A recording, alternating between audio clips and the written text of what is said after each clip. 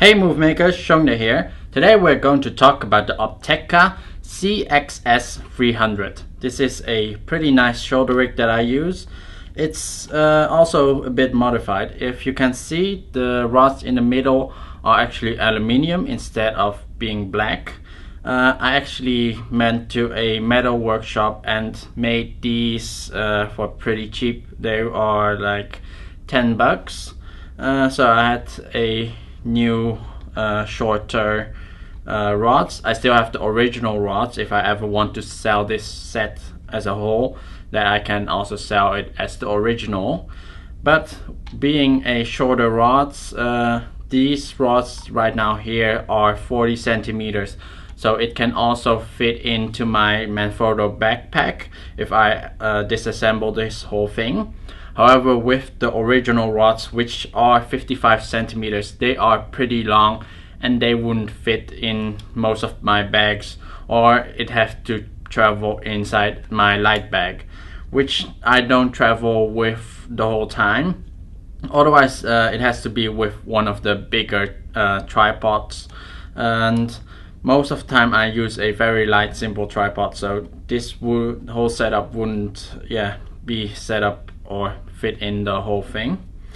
And I have to say, it's a pretty nice simple shoulder rig.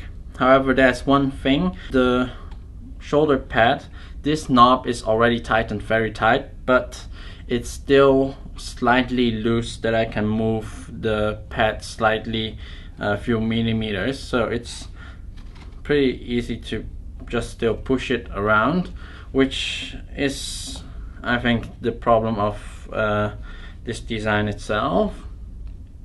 And yeah, I have to say that's the only problem I encounter, and the rest is however, this is loose, but this middle section, if you want to move that, you do need to push it a bit hard to move it about, but that is not really much of a problem.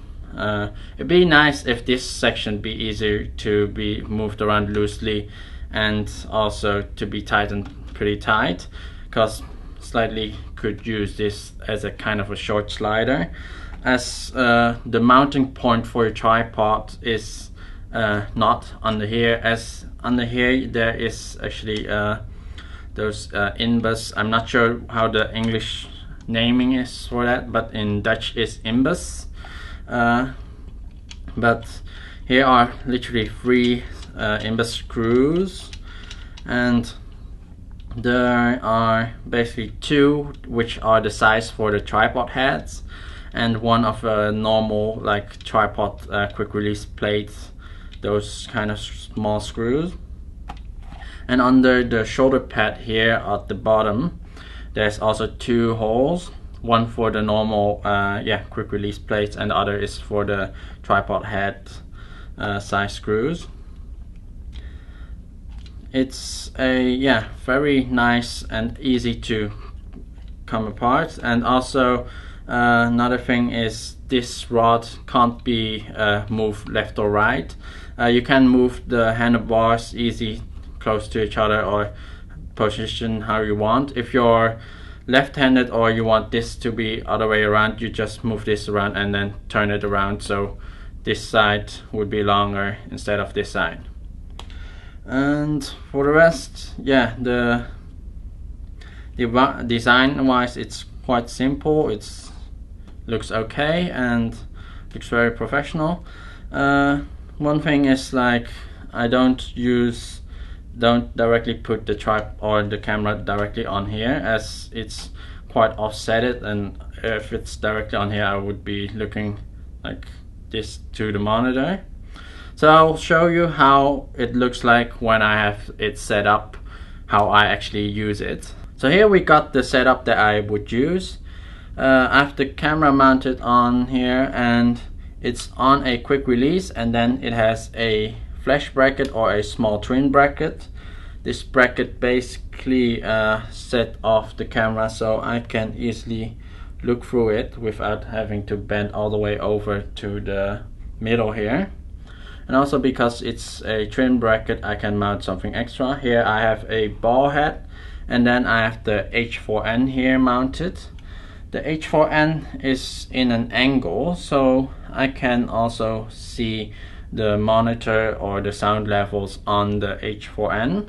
If it's mounted flat I couldn't see it, so I've mounted it this way so I can easily look at those monitor or those sound levels. Even though I do have the magic lantern installed so I can look at the sound levels, I still do have to look if the sound isn't peaking inside the H4n itself and then going into the camera.